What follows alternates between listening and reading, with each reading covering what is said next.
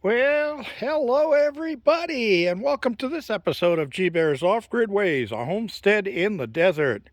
We're over here by the solar panels today because we're going to start a series here, kind of based on questions that I get quite often, and that is if I was going to do it all over again, are there any things that I would like to have done differently about moving off grid?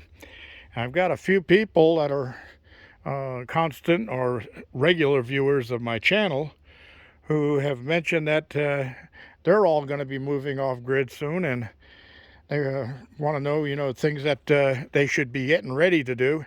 Well, I'm going to address that in the next few videos over the next few days, although one of the days I have to take a break. I have a product to review, and I got to get that prepped up and get it reviewed.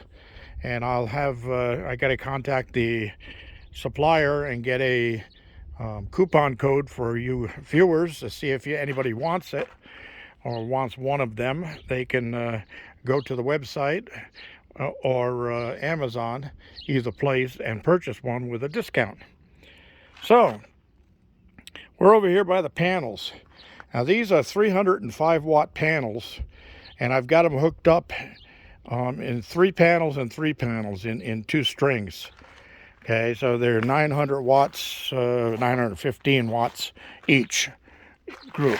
Okay, now what would have I done differently? Well, when I first moved out here, I was not ready to move due to unforeseen circumstances. My time limit from where I used to live got cut short, and I had to move out here. So, that being said, I was rushed into getting out here. Now, I didn't have these panels when I came out here. I had those six right there, and those three there, and the two that are up on top of the gas house. That was a total of 1,100 watts of panels, which was only 1/3 or less than 1/3 of what I really needed. Now, in the meantime, sales went on at Harbor Freight, and I got these 100 watt kits, and I added those to it. So got 1, 2, 3, 4, and then another one up on top there. I got 5 of those added in, so that was another 500 watts on top of the 6, 11. So 5 and 11, that was 1,600 watts. That was still too low. I'm going to tell you right now, if you're planning on moving off grid, even if you're going to be living in a camper or a fifth wheel, bet on you're going to need 3K or 3 kilowatt of solar power minimum. Okay, I tell everybody go 35 to 4,000 for a start, and you can always add on later if you need to, but that'll allow you to power most of the stuff that you have to in your cabin or your motorhome or whatever. In the meantime, you can start purchasing other things, like you're going to need an inverter, and you want a pure sine wave inverter. I like the split phase 12240 volt inverter because, and I like AIMS, AIMS, as a brand. There are others that are out there that are pretty good, but I swear by the AIMS. It really does its job. And I'm running a 4,000 watt on that. Now, I've got 3,600 3,850 watts actually of solar running into my battery banks. And on my battery banks, I've got 24 of the 232 amp hour deep cycle golf cart batteries, 6-volt batteries. So you split those in half. So actually it's 12 volt batteries. I'm sorry, let me do this math over again. I get 18, so that'd be 9 12 volt batteries. And I added to that because the price went up so much on the US 2200s, I added to that 6 of the large capacity Trojan 6-volt batteries. Sorry, I had to kill a bug that kept, no matter how I swatted it, it kept landing right back at the same spot on my side of my knee. Anyway, I got to get out and clean these. I got a lot of extra dust on them. You can see where I dragged my finger across it right here. But that's where you want to get. So if you can, your solar panels aren't going to go bad on you sitting in storage. So start buying solar panels now. And if you can, buy solar panels that have tempered glass and metal frames. Stay away from flexible solar panels. Okay, flexible solar panels have a life expectancy of about 5 years. These have a life expectancy of around 20 years. So there's your difference, okay? And you want to go with something large. 250 to 350 watt panels are what you want to look for. And price that you can expect is about $1 a watt. Now, if you find them under $1 a watt, you want to just verify that it is a good product and it hasn't been recalled or returned or anything like that. And get as many of those as you need to get up to about 4,000 watts of solar. All right. Now, don't buy your batteries ahead of time. All batteries, I don't care what kind of battery it is, all batteries do a self-discharge sitting on a shelf.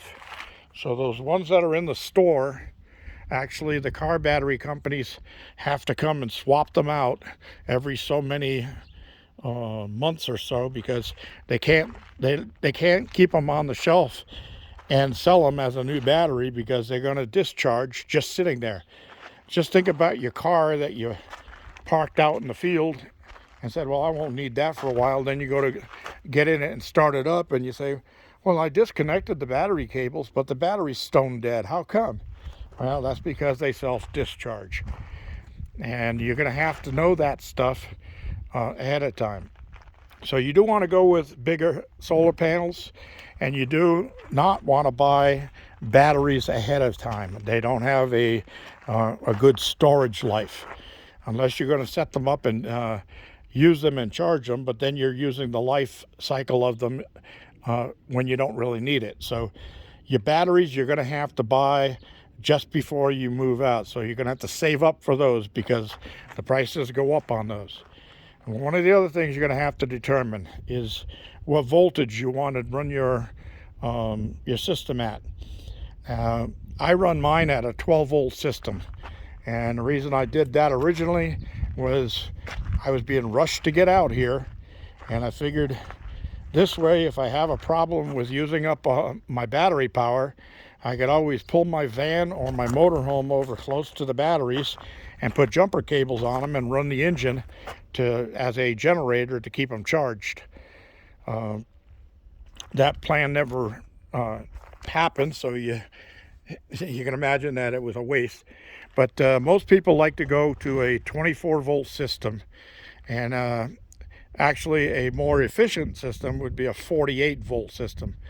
But you have to make that decision ahead of time, because you have to buy your controller and your inverter to meet that criteria. And then you also have to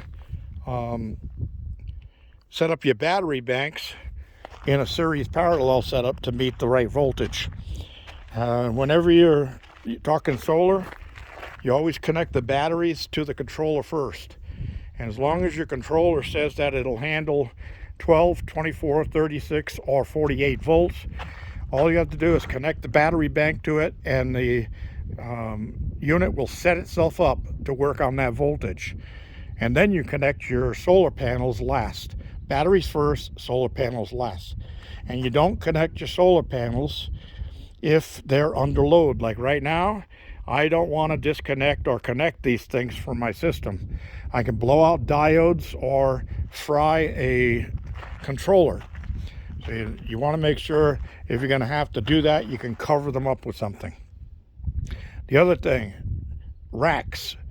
Now, I had made that rack at my last place I lived before I moved out, and I had to make this one and this one out here.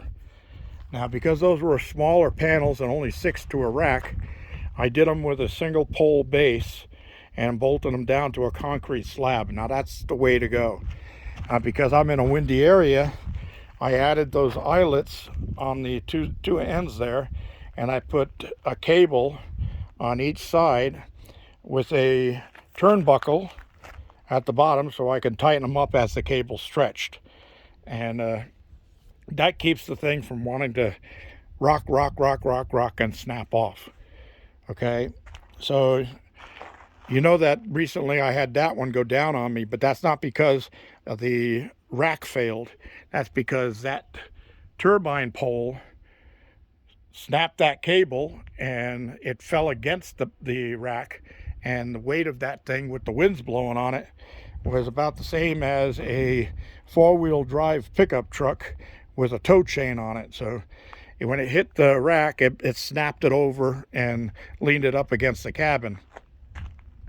The other thing I would do is I wouldn't put all this stuff this close to the cabin. I would have moved it out about this far away from the cabin so I had a room to get in between the two without walking and worrying about hitting my head on the things as I go behind them. So that's another thing to remember. Okay, make your racks out of metal if you can, because they will last you a lifetime in metal. If you're going to go with large panels like this, you want to go with at least a 2-post system like I did here. All of the metal for the racks can be bought at your big box stores. The strut is from the electrical department.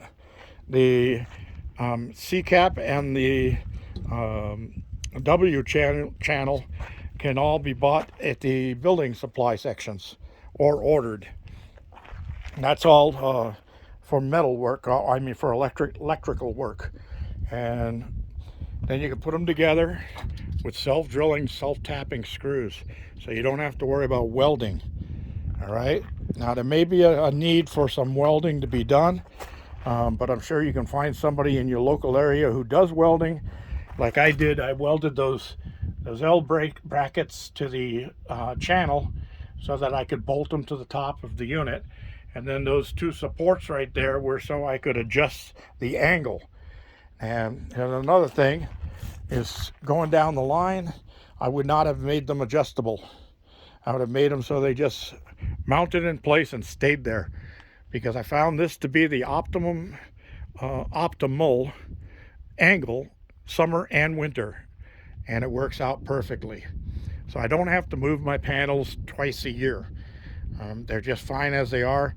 I don't run out of electricity ever, although I do make some adjustments.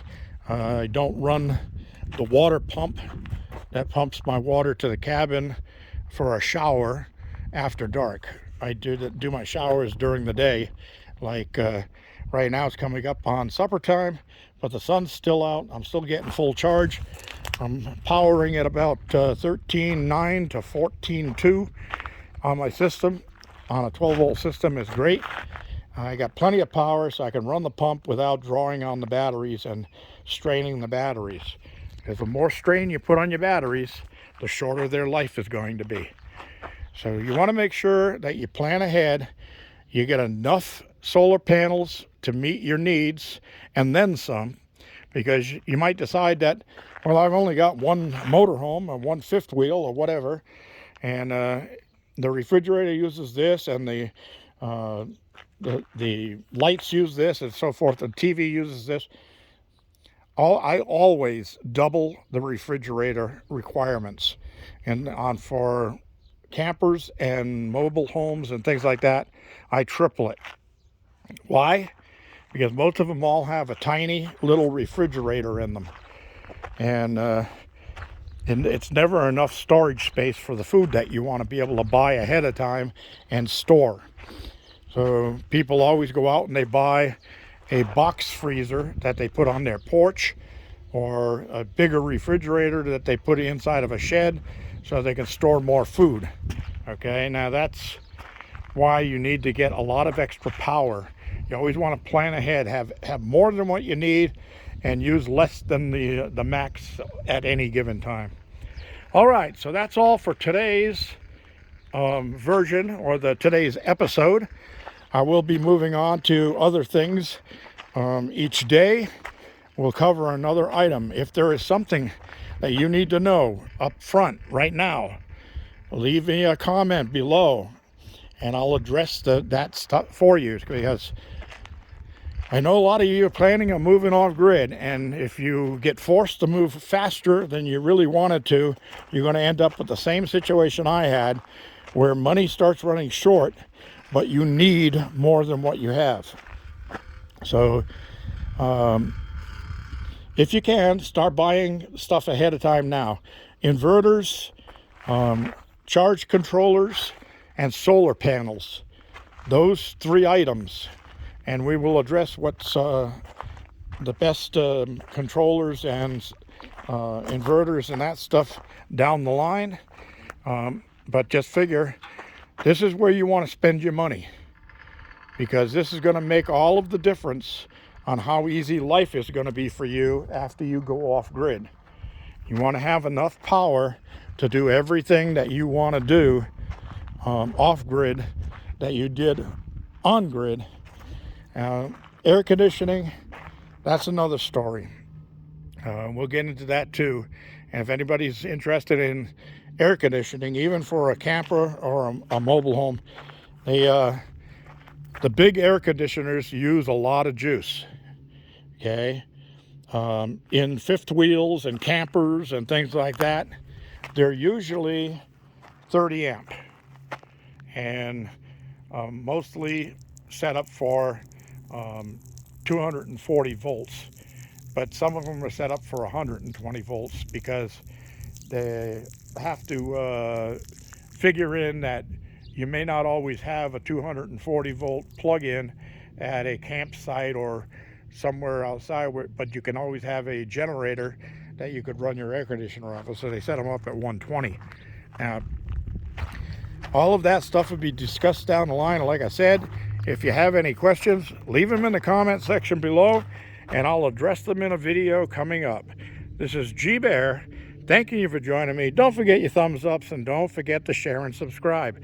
And click save if you want to save this video so you can go back and look at any of the information I put out. This is G Bear signing off.